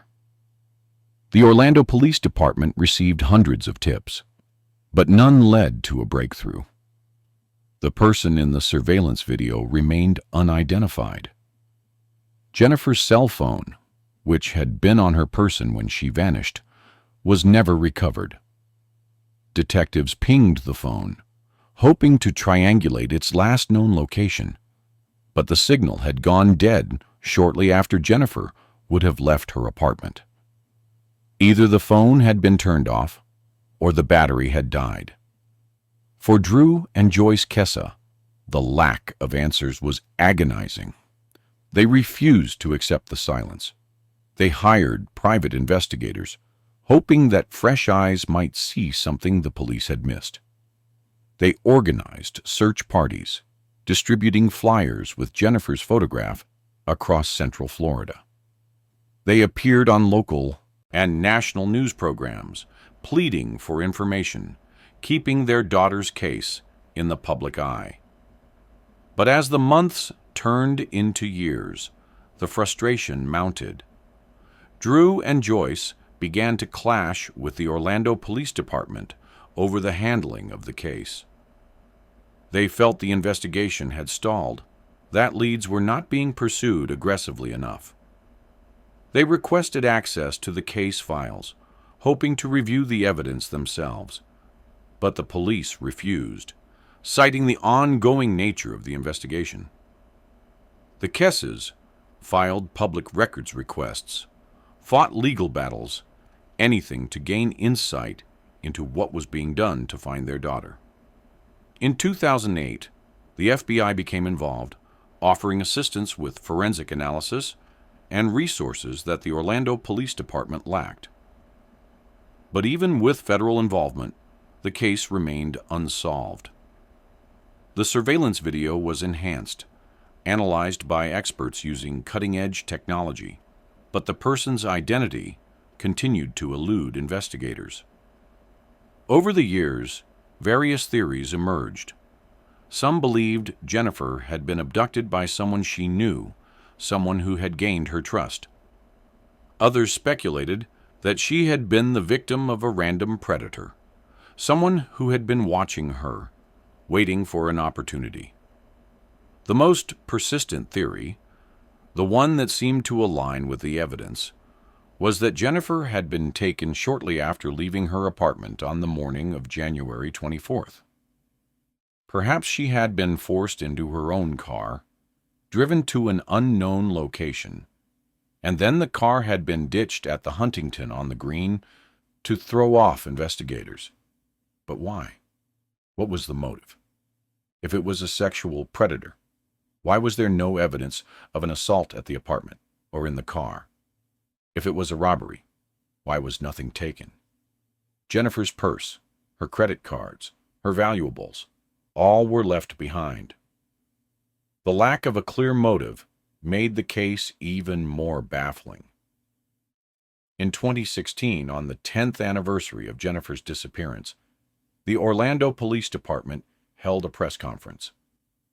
They announced that they were renewing their efforts, that new leads were being pursued, that they had not forgotten Jennifer Kesse. But the announcement yielded little.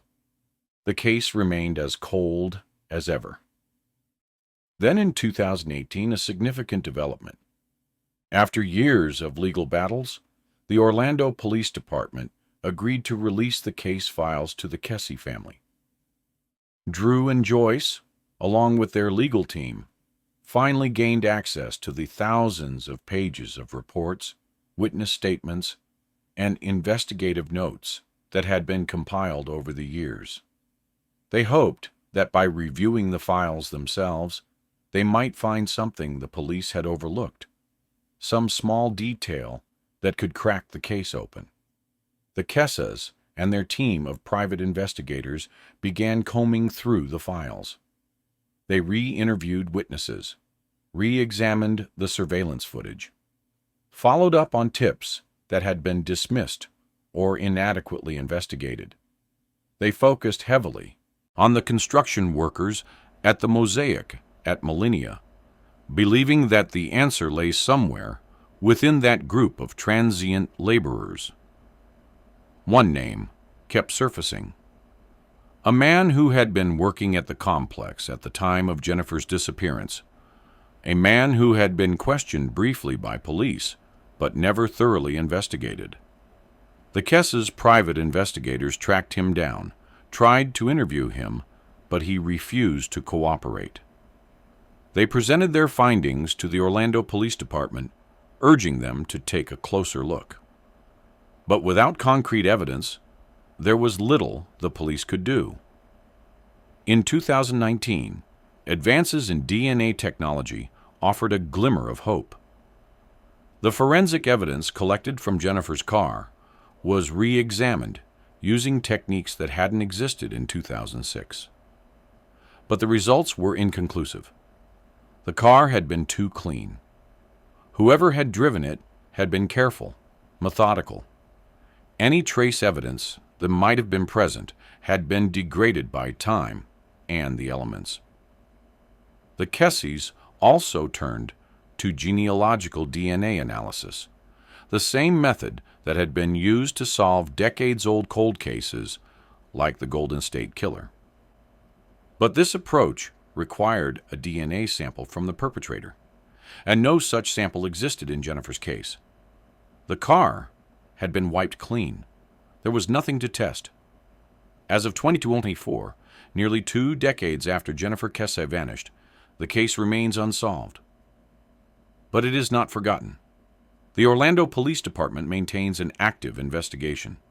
The FBI continues to offer support. And Drew and Joyce Kesse, now in their 70s, refuse to give up.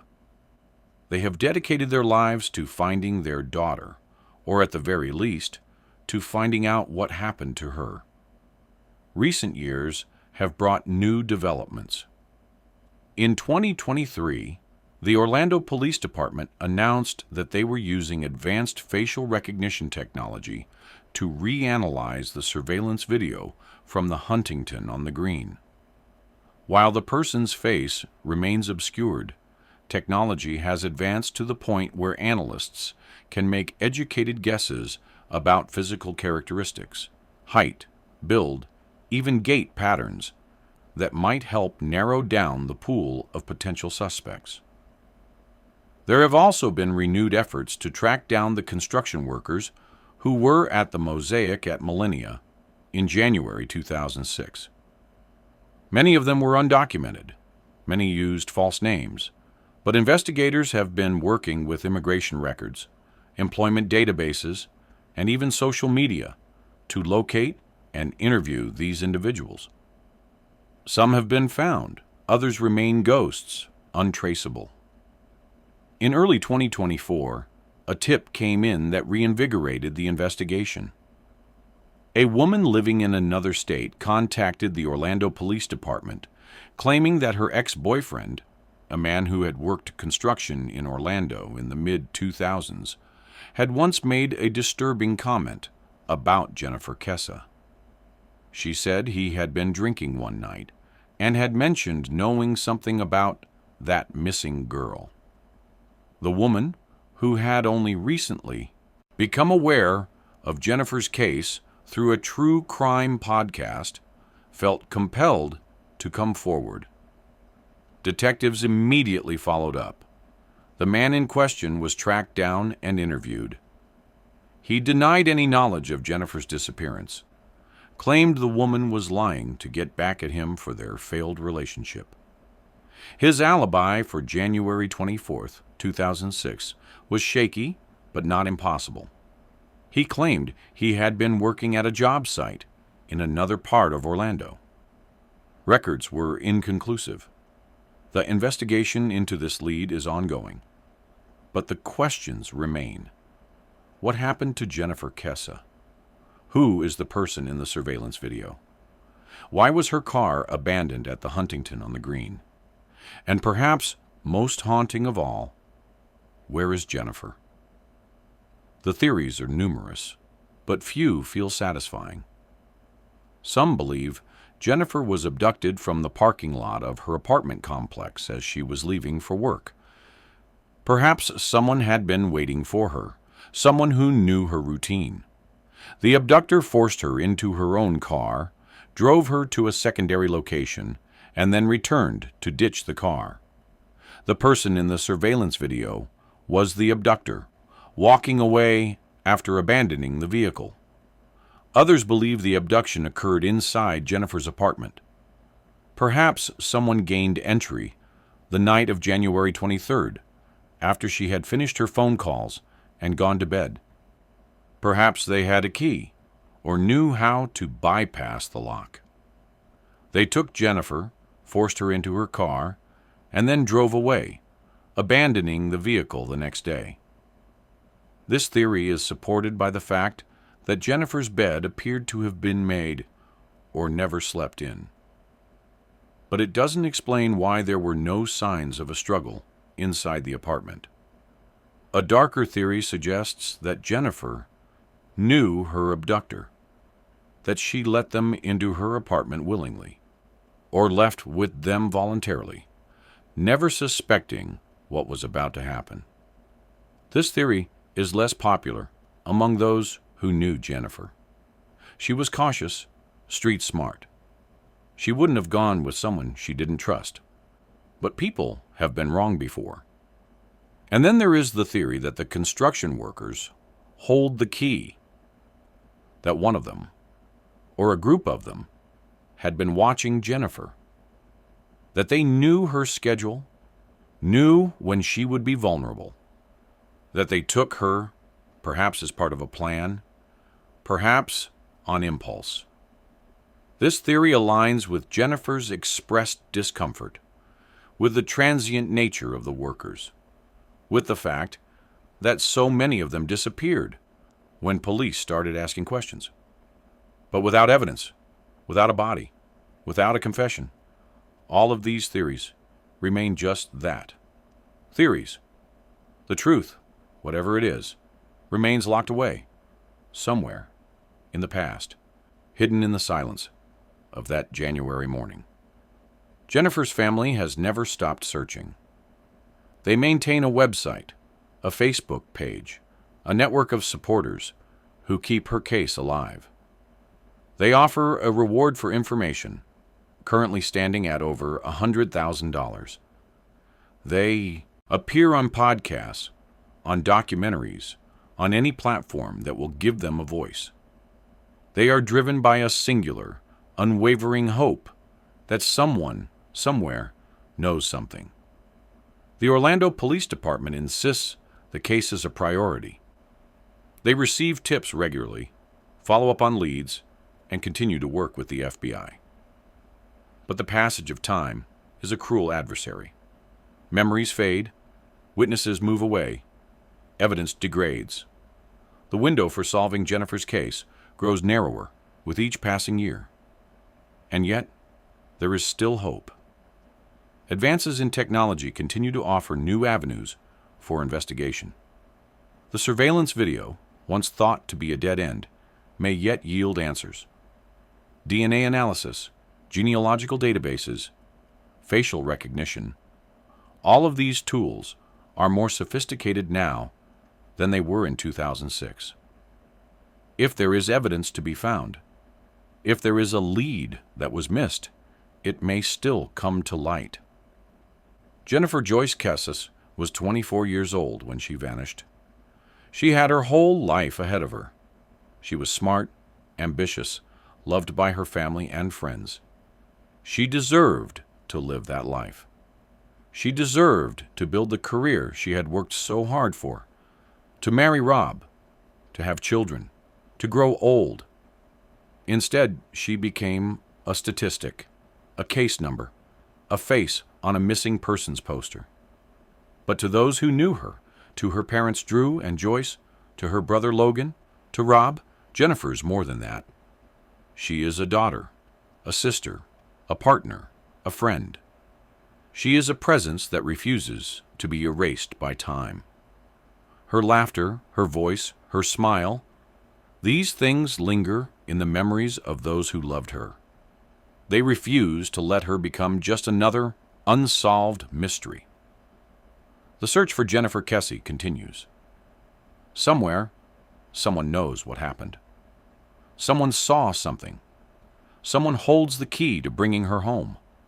Until that day comes, until the truth finally emerges from the shadows, Jennifer's family will keep searching. They will keep asking questions. They will keep demanding answers. Because Jennifer Kesse deserves justice, and those who love her will never stop fighting to get it. The last known image of Jennifer is from a surveillance camera inside her condominium complex. A blurry frame captured as she walked to her car on the morning of January 23rd, returning from her vacation. She is wearing casual clothes, carrying a bag, moving with purpose through her day. It is an ordinary moment, unremarkable in its mundanity. But it is also the last time anyone saw her. 18 years later, that image remains frozen in time. Jennifer, perpetually 24, walking through a parking lot on a sunny Florida morning, unaware that within hours she would disappear. Unaware that her face would be broadcast around the world, that her case would be discussed in living rooms and courtrooms and police stations. Unaware that she would become a symbol of every parent's worst nightmare, of every family's unanswered questions. And the person in the surveillance video, the figure walking away from her abandoned car, face obscured by fate and fence posts, remains as much a mystery now as they were on January 26, 2006. They are out there, somewhere, living a life, going about their days, carrying a secret that has haunted a family for nearly 2 decades. The case of Jennifer Kesse is not closed. It will never be closed until the truth is known. Until then, the questions linger. The search continues. And somewhere, in the silence between what is known and what remains hidden, the answer waits. Thanks for being here and listening. Don't forget to hit the bell for our latest stories. Stay safe and take care with your loved ones.